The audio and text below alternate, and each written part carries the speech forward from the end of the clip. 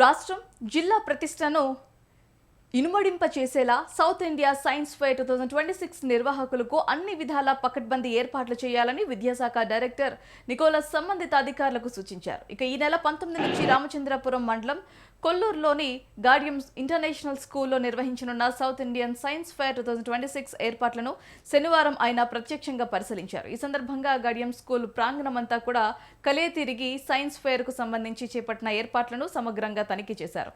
ప్రధానంగా entrance exit మార్గాలు, సూచిక బోర్డులు ఏర్పాటు, విద్యుత్ కనెక్షన్లు, భద్రతా చర్యలు, వసతి సౌకర్యాలు, పారిశుద్ధ్యం, తాగునీటి సదుపాయాలు తదితర అంశాలను వారు పరిశీలించారు. సైన్స్ ఫెయిర్లో పాల్గొనే విద్యార్థులు, ఉపాధ్యాయులు, అతిథులకు అవసరమైన వసతి, భోజనం, రవాణా ఏర్పాట్లపై సంబంధిత అధికారులను వివరాలు అడిగి తెలుసుకొని పలు కీలక సూచనలు చేశారు. ఇండియా సైన్స్ ఫెయిర్ 2026 మన తెలంగాణలో రాష్ట్రానికి అనేటువంటి ఈసారి అవకాశం అనేటువంటిది రావడం జరిగింది. ఇదిగా మేమంతా కూడా తీసుకొని మరి దాదాపుగా గ్రాండ్గా మరి సక్సెస్ చేసే విధంగా అన్ని చర్యలు తీసుకోవడం జరుగుతూ ఉంది.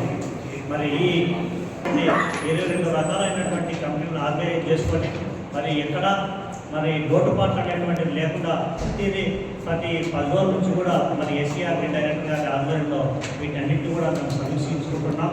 ఈరోజు ఉదయం కూడా director of school education Nicholas sir కూడా ఇందుకు సంబంధించిన ఏర్పాట్లన్నీ పూర్తి స్థాయిలో నిమగ్నమైపోయాము.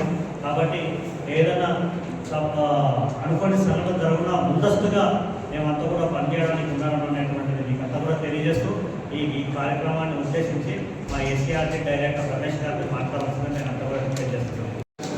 ఇక్కడ ఉన్న ఆర్గనైజర్కి చేసిన పత్రిక ప్రింటర్ ఎలక్ట్రానిక్ మీడియా అందరికీ కూడా మరొకసారి నమస్కారం.